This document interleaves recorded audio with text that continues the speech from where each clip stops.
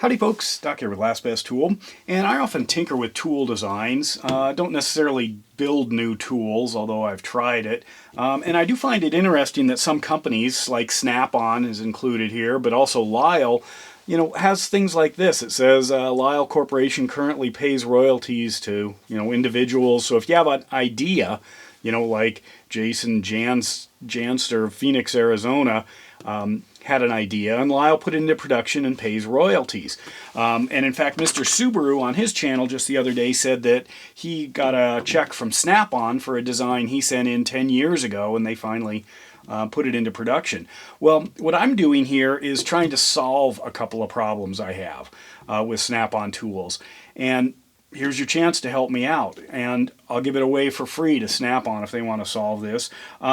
The first has to do with this plier, this wire stripper here. Now, as you know, it has this gigantic ball up here that just moves on its own, and because of that, it doesn't stay tight.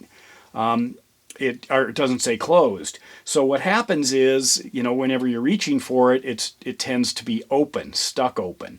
Now, I don't know if I've broken these or not. I loosened the bolt, and the reason was I started looking really close right here at this ball, and it looks like they've got a couple of washers in there. They're little thin washers that are often kind of bent in a shape to act sort of like a spring, but they really don't. They really, they sort of do, but not enough to provide the friction here.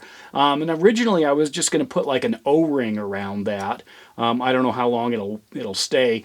So what I did is I stuck you got to use Snap-on tools to work on Snap-on tools. Just stuck the hex key there. This must be what 3/16 right there, and then used my big old Snap-on screwdriver to loosen this thing. And the reason I did that was so I could pull this out. So what I noticed, there's a big ball or a big hole there. So if I slide this thing forward, I can pop this out.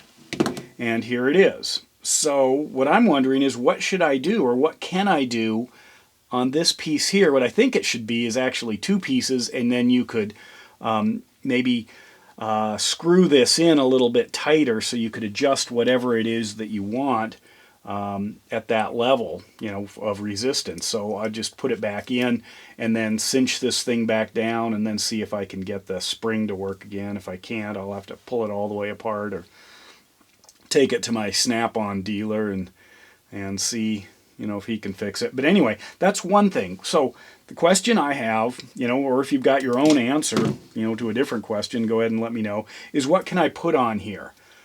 I don't have a lot to work with, but that's how they tried to do it with these little bent washers. Maybe I can bend them harder, but I just don't think that's enough force because you've got this gigantic ball. There's a lot of mass.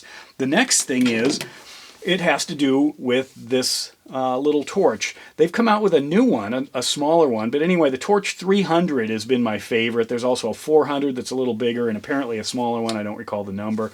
But these are just outstanding for lots of things. You can see that adjustment there. If you don't have one of these, they are kind of pricey, but they are definitely super handy. However, I want to be able to have it stand up securely. This is pretty wobbly, or be able to stick it to a surface, because I'm often running it like I need a third hand. How do you deal with this? Do you have it here even though when it's on, because you can turn it on, push the button here, get this thing to fire, there it is, and then I can let this out, and now it'll stay on, hands-free, till you push the button, which means I could set it here and use it, but if it tipped over, it's still on. So what I wanted to do was basically put a magnetic base on it, but as you can see, there is an angle here. Originally, I thought about just gluing some magnets to it, but then I didn't want to impede the ability to get the refill hole. But then I noticed, wow, there are some, there is definitely some metal here, because those magnets stick right to it. I've got three, a little larger than a quarter, probably size neodymium magnets there, maybe quarter size. And that does actually keep it fairly stable. So I can do that, but I have to, deal with the magnets on something. It'd be nice if they stuck here. I thought about building a little wedge, gluing some stuff on there, but what should I do? What's a solution to this where I could actually have a magnetic base? I have to pull these guys off of here. Well, anyway, a magnetic base to hold this on whatever surface that's metal. How do I do that? Or should I just build an entire, thing that grabs onto the bottom of this that comes off? I know there are some aftermarket battery things. Maybe JD Tico or something wants to build a little magnetic base. That would be good.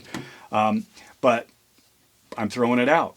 And I think Snap-on needs to fix that so it does have a magnetic base, so you can actually count on it, because I have knocked it over when I've been using it. It's pretty top heavy. But there's obviously a simple solution here. Let's find it together. So let's fix these two Snap-on tools and make them great. And with that, Doc out.